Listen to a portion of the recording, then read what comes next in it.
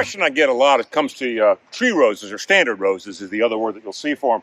How do I support them? Well, this one's about a year old. It's actually Darcy Bustle, beautiful David Austin rose.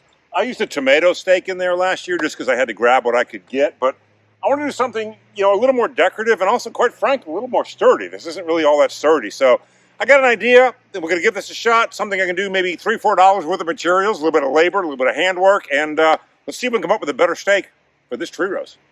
What I choose to use for the stakes for my tree roses are these. They're pickets that you see on like a deck railing or something like that. They're 2x2, they come in 8-foot sections. They're, $2.50 was what I paid for these. I've cut these down into 4.5-foot sections because my tree roses are 3 feet high. That gives me 1.5 feet to put in the ground. The next step, now that I've cut their length, is to get a point on them. I've got a sliding miter saw, but you could also do this with a handsaw or whatever you can do. The main thing is to get a point. It doesn't have to be perfect because it's going in the ground, but just enough so you can kind of drive it in. So,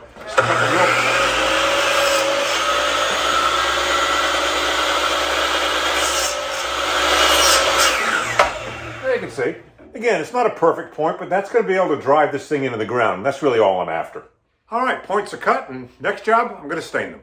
All right, new stake is done. I've stained it brown like I said I was going to do. And you know what? It's your garden. If you want to stain it, or paint it pink or purple, go for it. It's whatever it is you want to do. But I did want to show you side by side. That's the tomato stake. This is my new stake.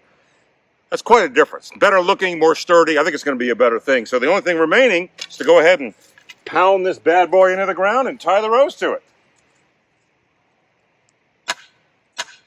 Well, that's about it, really. And, for under $10, really, I've got a really nice stake that's a lot more attractive. It's certainly a lot sturdier than the old one was. And, I tied the rose in, and I'm going to bring you in and show you how that's done and give you a little bit of tips on how to tie a standard rose in. Over the years, I've seen a lot of ways to secure the cane of a tree rose to the stake that you want to use to support it. But I like this one the best. It uses a nice stiff wire, not a plant tie. And you actually, rather than wind it around like that, around both at once, you actually wind it around the cane of the tree rose first. So I come this way, come that way. So you can see now I've got a separate independent loop on the tree rose itself. Pull that in a little bit. I want to make sure I've got some room here for that thing to grow and expand. Then what I'll simply do is tie this to the stake itself. Not real tight, doesn't have to be, just enough so it doesn't come off. That's going to be nice and secure, but that's going to allow this room to grow and still keep that thing nice and secure to the stake.